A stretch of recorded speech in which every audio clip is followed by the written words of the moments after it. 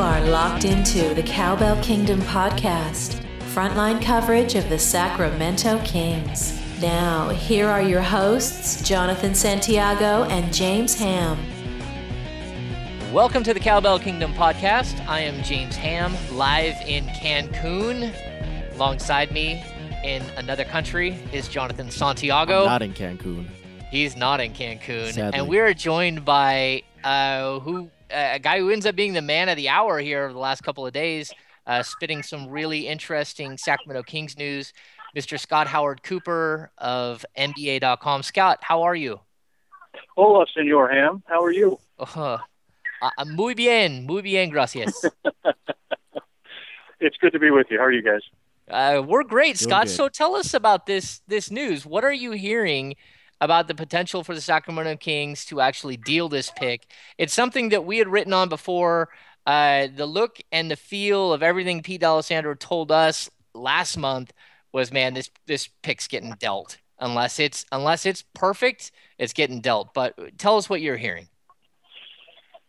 Well, that while a lot of teams will be answering the phone as we head towards June 26th, I think, as I've written before, I think that there's a lot of teams in the lottery that could be making trades. The circumstances really align. The Kings are going to be very aggressive. They're going to be proactive and looking to make something happen instead of just what everybody says, which is, well, if the right deal comes along. The Kings want to make a deal. They've made that clear around the league. There's no question about that. We want to accelerate this rebuilding process. I don't think it's a great shock to anybody when you say you've been in the lottery for so many years that you want to get out. But it's specifically about not wanting to go through another year of growing pains like they had with Ben McLemore, that maybe you're going to get a top prospect. And at 8, there's going to be some good players available there, but they just want to get away from that. They want another boost of a veteran impact along the lines of a Rudy Gay, for example. Okay, so when we talk, you talk about veteran impact there. What kind of value do you think that the number 8 pick has right now on the market? I mean, can you get somebody who can help you like a Rudy Gay type, or are we looking at potentially them having to wait until the draft and see if a guy falls kind of like a Nerlens Noel and they make a move similar to what the New Orleans Pelicans were able to do in dealing that number 6 pick for Drew Holiday to the Sixers? Jonathan, that's a great example on the kind of things that can happen on draft night. So I don't think that there's one set answer. If something comes along in 10 minutes, I think they jump on it. But if there's nothing out there that they really love, they know that a lot of changes are going to happen between now and when the Lakers make their pick at 7 and the Kings are officially on the clock at 8. There's going to be a lot of changes between now and then. Players are going to go in for individual workouts. Front offices are going to change their opinion of different players. Somebody that maybe wasn't as well thought of a couple of weeks ago, that by the time you get to draft night is going to be a much hotter commodity. The pick will have value, obviously not to the extent of if they had jumped up into the top 3. But this is a pretty deep draft. I think that if you're talking about number 8, that there's certainly a feeling around the league that you can get something for that. You're not going to get a superstar, but there's also ways to package the pick. You do your pick and maybe a player, a young promising player. There's different ways to do it. I don't think there's any one answer right now. They do have a lot of different options, and that's a good thing. You know, Scott, the Kings have been really, really open and transparent about their intentions multiple times now. Is there a sort of a danger in walking around with a T-shirt that says "We're open for business"? Anyone who wants the 8th pick can have it. I don't see any downside because they're not saying fire sale. They're not saying anybody want this for 50 cents on the dollar, and whether they had been public about it or not, they've been pretty open about it around the league. When they talk to general managers and other executives, and scouts talk to scouts and coaches talk to coaches, this is something that is not a big secret around the league. So whether it's something that Pete D'Alessandro had said to the media, for example, a month ago when he may have dropped a hint, doesn't really matter. What really matters is the signals they're sending around the league. And since relatively early in the season, remember we had a similar conversation on the podcast several months ago, that this is a direction that they wanted to take. So ever since then, the signals they've been sending around the league are what matters. And those signals are, again, not just that their phones work if anybody wants to call them, but that they are going to be proactive. They are trying to generate something on their own. All right, Scott, you were there in Chicago, and it ends up being sort of a bust of a workout of a draft combine because a handful of the stars don't show up, and a couple of the other players pull out of some of this stuff. What is it that stood out for you from this draft combine that maybe the NBA needs to step in and change? Maybe that it really pointed to some issues? I mean, what is it that really stuck out to you? About the process itself? Yeah. Yeah, clearly, because it's not so much about how the players work out there, especially if you end up with pick number 8, because you knew going in that most of the lottery picks were going to just go through the drills and that's it. It's not like you're going to be on court in any of the basketball activity. But the real problem that they have now is players refusing to show up at all. This year with Joel Embiid, Andrew Wiggins, and Jabari Parker, I think is a big setback to the league. I think it's a bad decision for these players. I can understand them not working out. That's something that has become commonplace. But they want to be a part of the NBA. So join it now and don't wait until your name is called on June 26th. And part of being in the NBA is promoting the game. And the reason these guys are going to get monopoly money rich is because a lot of people who have come before them put in the time to help market, to help the exposure, to show up. And part of that is doing interviews. A big part of that is talking to the teams. I'm not just saying talk to the media. That certainly is part of it. But this is a chance for these guys to get to know the teams because they set up meetings with front offices and coaches who show up there and vice versa. And these players want to have a big say, a lot of them, on where they end up. Well, show up and get to know the staff of the Kings. Show up and get to know the staff of the Bucks. Don't just say, gosh, I don't want to play in Milwaukee. They lose and it's too cold. And don't say, I don't want to go to Philadelphia if you haven't even met the front office staff of the 76ers. This is an opportunity for these guys to help their job, and they decide not to show up. I think it's bad, and that's beyond even the aspect of not taking the physical. You're going to have to do that sooner or later. Why not show up to Chicago and do it now? You can't avoid it much longer. Jonathan Santiago and James Ham here with you on the Cowbell Kingdom podcast. We've got Scott Howard Cooper of NBA.com joining us this week. Scott, you mentioned there a guy like Joel Embiid, and I had brought it up earlier in the podcast about, seeing a guy like Nerlens Noel fall in the draft. Even Ben McLemore was projected to go high in last year's draft and winds up falling to the Kings at number 7. There are issues being talked about right now with Embiid's back. What are the chances that someone like Embiid or anybody else in this draft maybe takes a precipitous fall, ahead of draft day or on draft day when it happens? Certainly a possibility. We generally will see that every year, not necessarily always with somebody that was talked about as a possible number 1 pick that came up with Nerlens Noel last year. It would take something like a bad medical review that everybody would know about for Joel Embiid to fall. He has said that his back is fine. His agent has said that they went to a back specialist and got it checked out. And of course, we all know what that could mean, that he went to 3 back specialists, and the one who said yes is the one they publicized, and the 2 who said this is a really bad injury, they're not going to publicize. Nonetheless, they are saying it's fine. But if when he goes to visit teams, the back starts to get red flagged, then he's got a real problem. He's obviously one of the guys that could fall. I don't think he falls necessarily to 8, but it's certainly a guy that could drop several spots. When you're talking about big guys and injuries, and certainly back injuries with anybody, those are things that are so tricky. Those are going to scare people much more than most other injuries. And I think that's obviously going to be the one to watch, is how the medicals come back on Joel Embiid. Yeah, definitely. He has a little a Brad Dougherty fear in him. I think that's what a lot of people are looking at him and saying, can he, survive the rigors of an 82 game season, especially as what is he, 19, and he's already a huge man. He could still grow. He could still have more back problems down the road.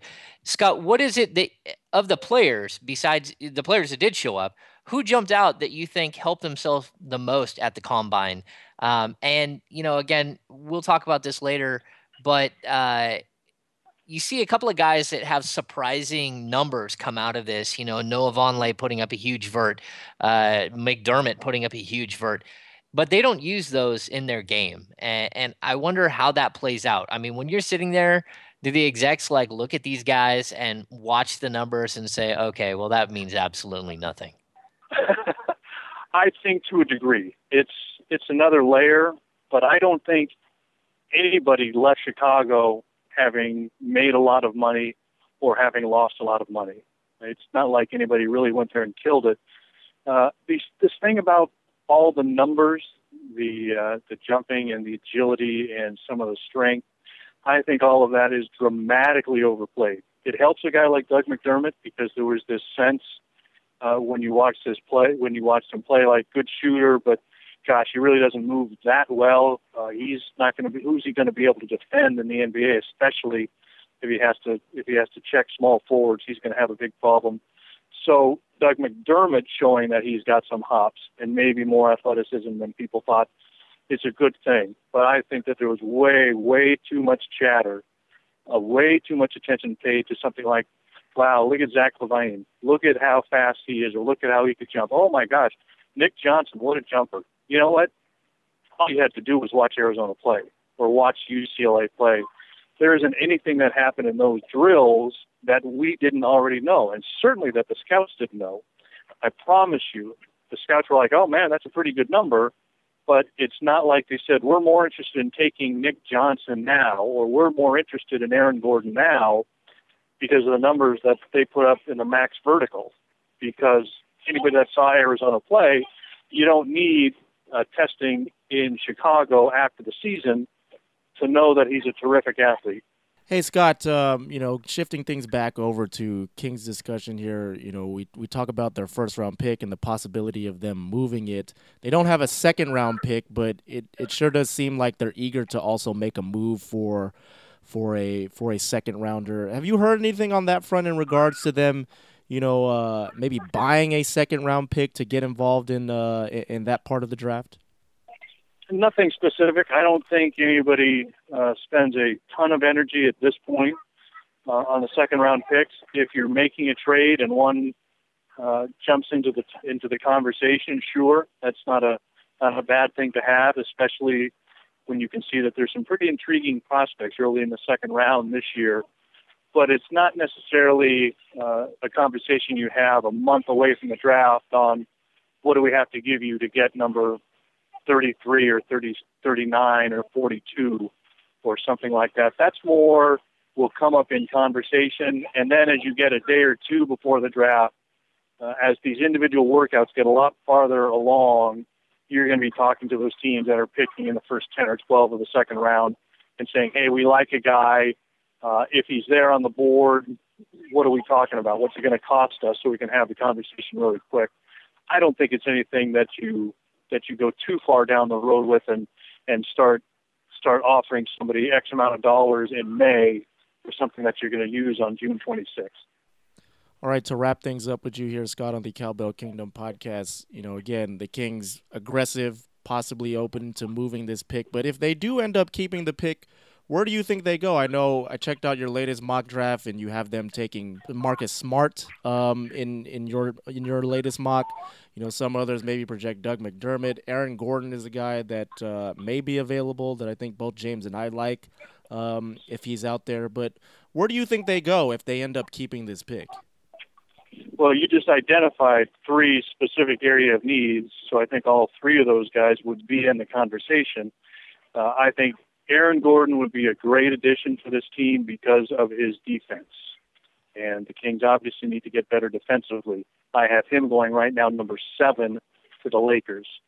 Marcus Smart because of the need of point guard. There is some concern around the league on whether he can be a true distributor, because right now the Kings have a point guard. Isaiah Thomas obviously is a success and does a lot of good things, but he's much more of a scorer and a shooter. And the Kings need somebody that can, whose priority would be to get the ball to DeMarcus Cousins, to get the ball to Rudy Gay if he's back, and also to get the ball to Isaiah Thomas. And there, as I said, the uncertainty on whether he is a true distributor is definitely out there. It would be something of a risk pick, but I know that there are also people out there that you can see in his game that this is a guy that can be a true point guard. He can deliver the ball to the field.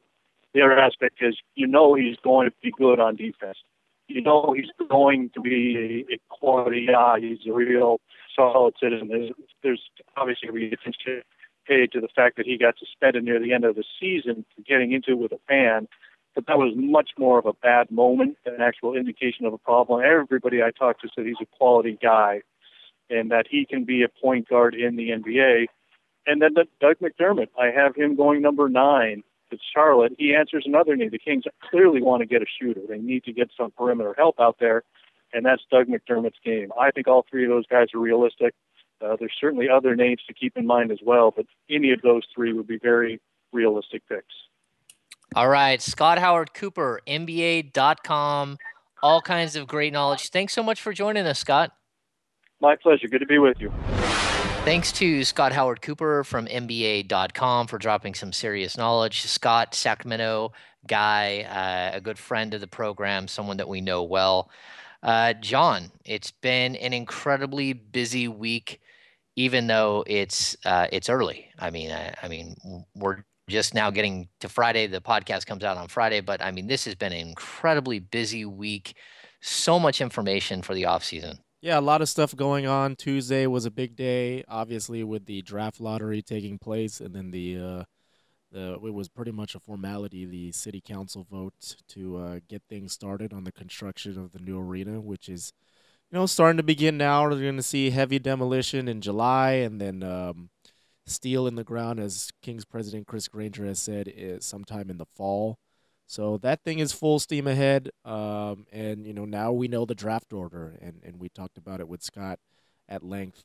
Now we know what's going to happen in regards to the draft, and we'll have to see. We'll have to see what happens. I mean, and it's not a surprise, obviously, that the Kings are shopping their first-round pick. I think, both of you and I were in agreement that that's an option that they have to look at, especially considering where they are as a franchise and the talent that they have and the potential they have to perhaps make a move or a jump up in the standings next year with guys who can, who are ready to contribute now, as opposed to getting another project like a Ben McLemore to develop.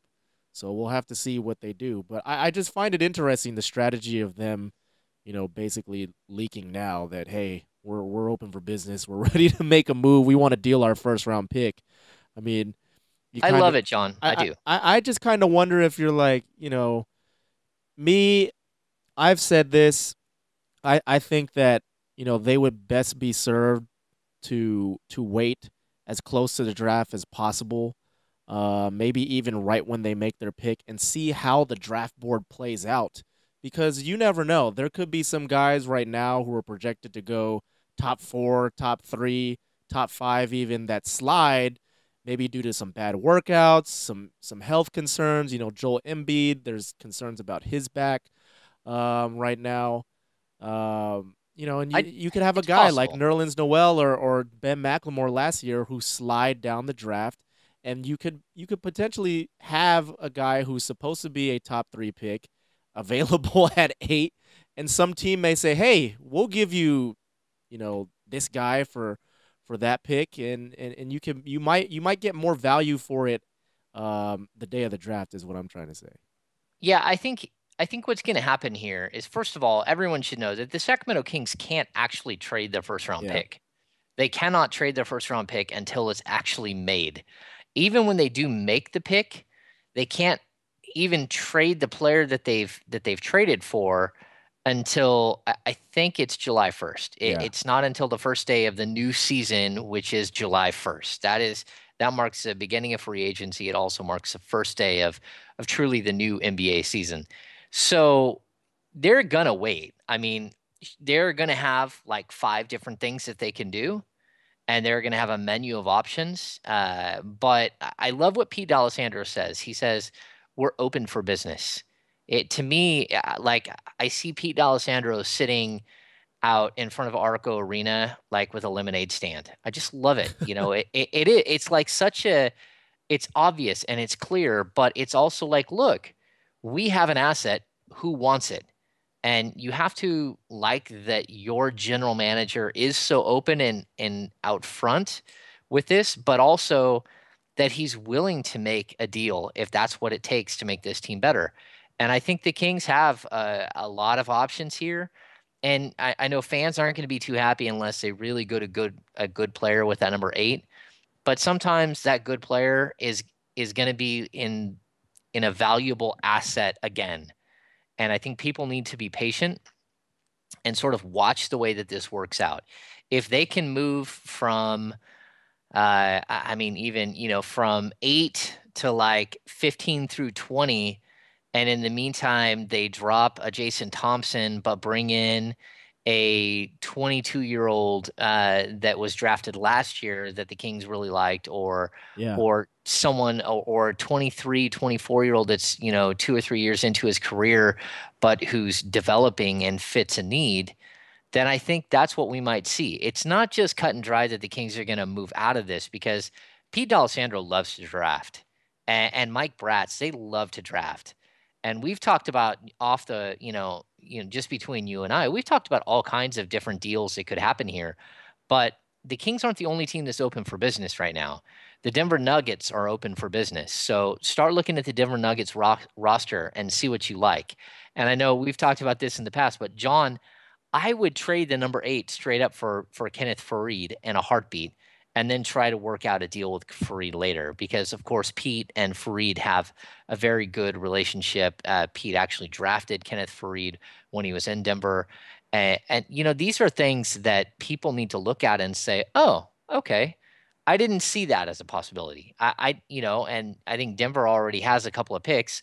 Maybe Denver packages those to move up.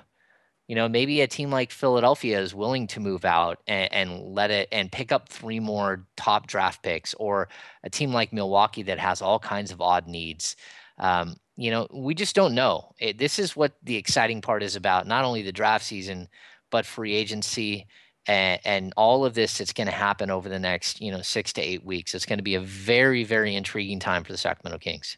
Yeah, I like what you mentioned there in terms of the possibility of them trading down and then maybe getting a veteran asset in return, or somebody who can help them now. We've talked about it at length over the last few podcasts of maybe trading for – I mean, we were wondering what kind of value can you get for a pick in this draft? Can you get, for straight up for a pick, could you get like a Rajon Rondo or a Marc Gasol or somebody of that nature who's, been an all-star in the past? Or maybe you do something like what you're talking about. Maybe, I'm not necessarily like saying that this is going to happen, but if you could get like a Danny Green type plus like a later first-round pick, or maybe like an early second-round pick for the number 8, would that be something that intrigues you if you were making the move as general manager of the Kings? I think you need more. You need more than Danny Green, but A I type. think That's what I'm saying, is like a Yeah. type. Maybe Danny Green plus something else. I don't know. I'm not saying that they're going to make a move with the Spurs, but we're talking about player types. And again, you talk about the Denver Nuggets, and now I want to look at their roster and see who it is that they have. In addition, that you could make a move that constructed around Kenneth Faried, maybe, possibly, if they are looking to do that. Well, and I believe that in this draft specifically, that there are players that can help you right away. I think it's a misconception that every 19 or 20-year-old player is going to take time to develop. I mean, is Julius Randle the perfect fit for the Sacramento Kings? The answer is no. but Julius Randle would come in and average 15 points a game in the post. That's the type of player he is. He's ready. He's ready to score and be a high-end player. And he's a guy that may fall. Again, Marcus Smart. He's a guy that maybe falls to the Kings, and the Kings have to keep all options open. Now, like Doug McDermott, I know a lot of Kings fans have, looked at him, and they should be gun shy because he's a guy that does he doesn't play the same position, but he reminds a lot of people of Jimmer in the fact that he is sort of a smaller school guy. He doesn't have great athleticism. He doesn't have great speed. At the NBA level, he is going to have issues, and he's going to have issues guarding people. He's going to have issues competing with the quick closeout. We saw with Jimmer, it's not easy to get your shot off at the NBA level. And I think Doug McDermott is a guy that's really going to struggle at the NBA. Again, I just want to point out to these people, we see like Noah Vonleh and again, Doug McDermott, they drop in like 37.5-inch verts at the combine. The combine, in effect, it's a joke. It's like a video game. That's all you're doing. You're setting up video game statistics because Noah Vonleh does not play with a 37-inch vert, and neither does Doug McDermott. They play with their ground-based players. They don't know how to use the athleticism they have, and they're never going to use the athleticism that they have. So just throw those numbers out because they mean nothing. And I mean, 3 years ago when Jimmer Fredette was in the draft, Jimmer was number one and almost like he blew up like the shuttle drill and the cone drill. I mean, and in this draft, he would have been one of the best at all of those as well. But it doesn't translate because that's not how he plays on the floor. And so you have to look at players who know how to use the athleticism that they have and then that are able to blend in the rest of their game with that. And I'm not going to say that Doug McDermott isn't going to be able to hit three-pointers, but there's a reason why he's compared to a guy like Kyle Korver, and I'm not sure that he's as good as Kyle Korver at the pro level because Korver has an ability to hit a jumper on the fly, and that's not what McDermott has. And so we'll see. We'll see how it works out. But again, this is an interesting spot to be in. 8 is a very, very interesting spot, and it's a very valuable spot because this is a draft that, all it takes is one European player jumping up into the top and you're sitting pretty.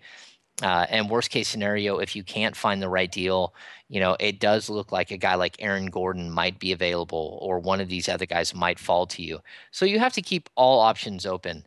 And I think that's what D'Alessandro and the Kings are doing. Yeah, again, if this is, a 6 or 7 man draft, there's always the potential for some guy who is not in the consensus top 7 to jump out of nowhere and wind up being drafted in that top 7. I mean, look at last year.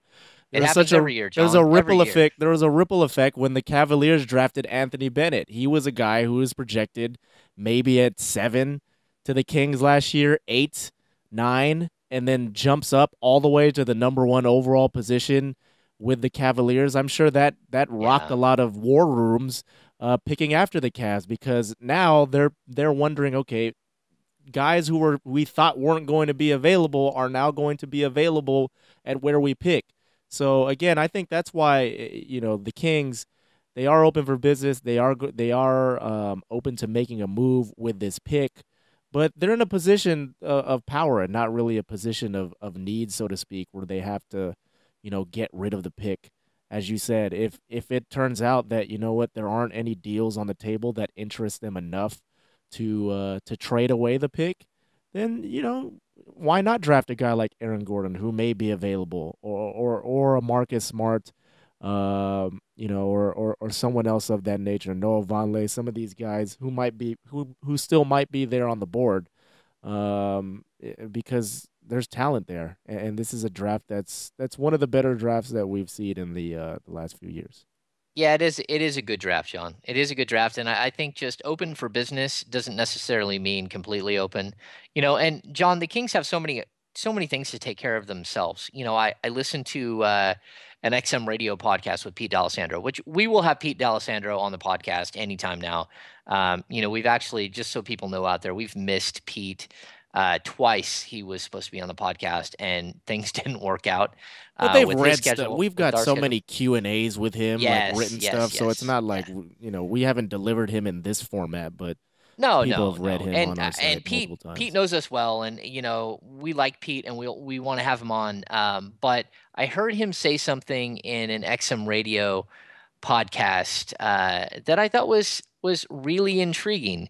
He said, "I hope that Rudy Gay opts in," and to me, that I guess that's sort of the angle that they're taking now. That go ahead and opt in to your $19.3 million contract. To me, that's crazy. Mm. But if that's what Pete Alessandro wants out there, I'm sure that there is a reason for that.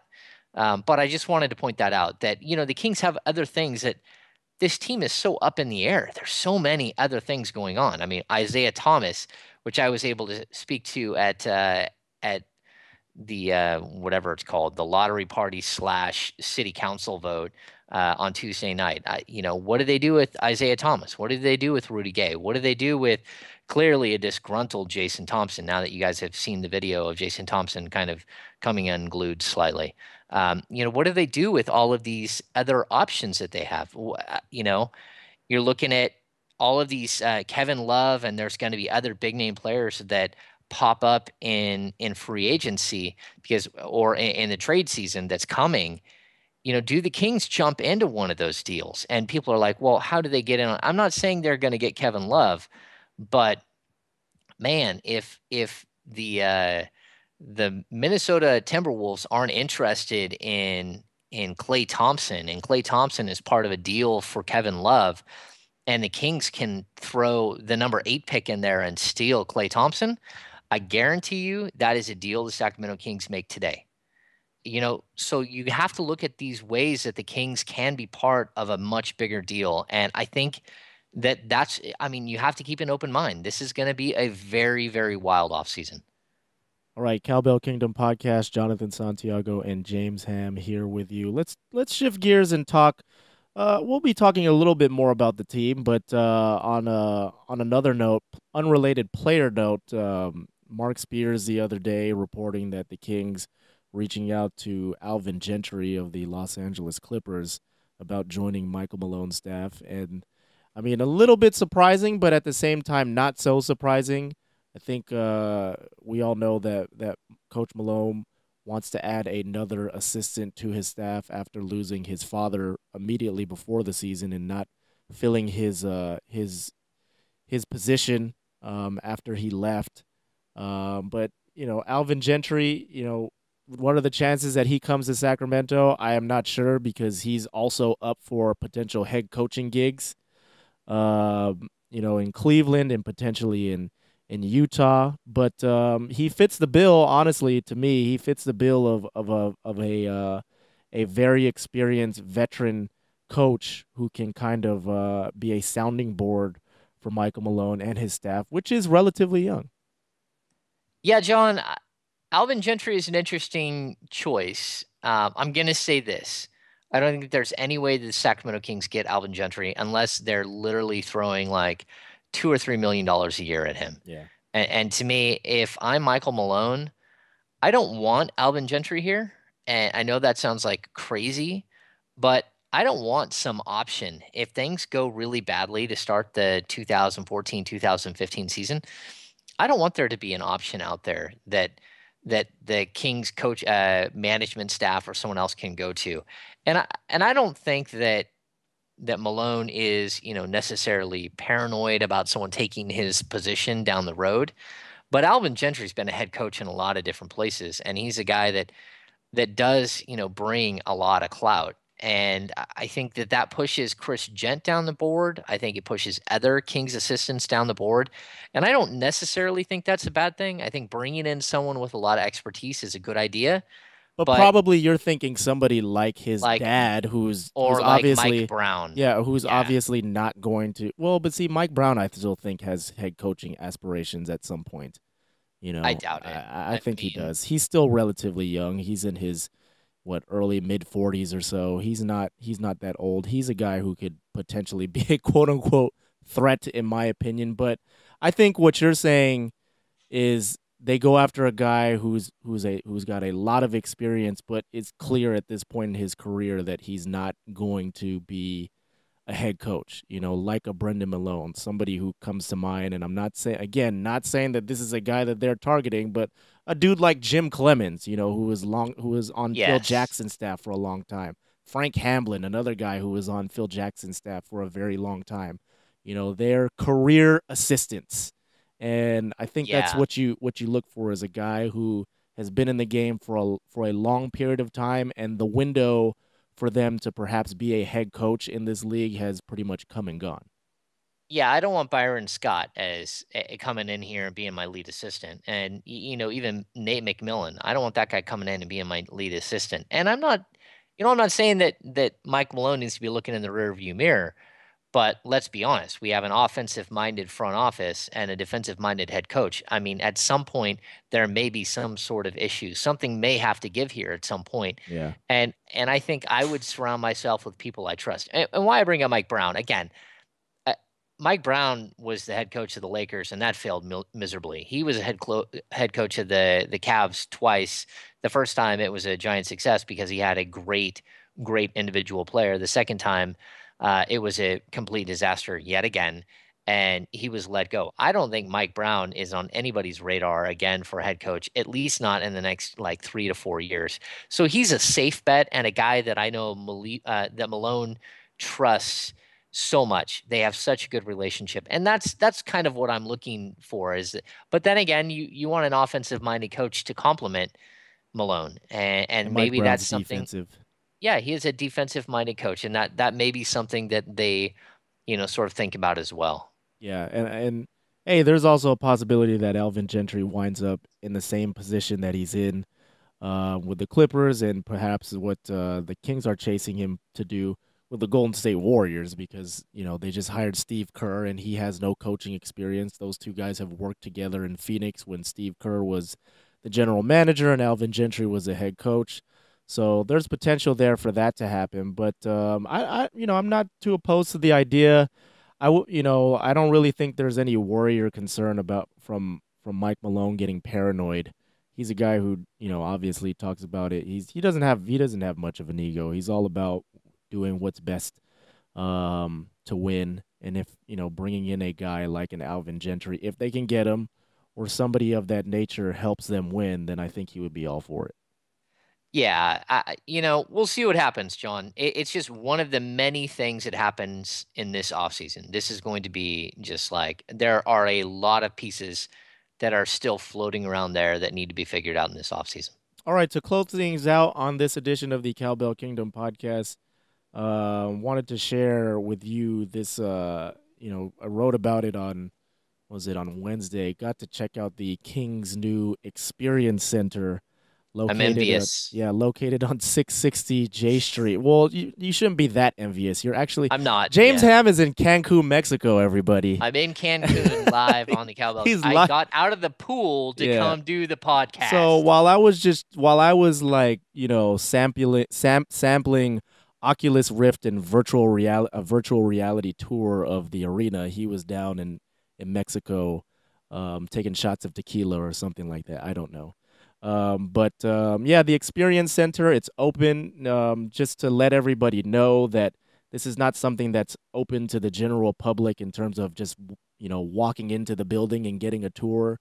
If you're interested in purchasing a suite, and becoming a premium season ticket holder with the Sacramento Kings, you can schedule an appointment to check things out, and they have an exact model replica of, the suites in the new arena, what they will look like. They have the new chairs and what they will look like. I sat down on them. They're a lot more comfortable than the plastic seats that are it looks beautiful, John. that are It current does. yeah that are currently at the old arena. And it's a great thing. It's a great tool, and the Kings are obviously moving forward full steam ahead with all of this, and this is just another thing that they're doing to help promote and build up the buzz for 2016.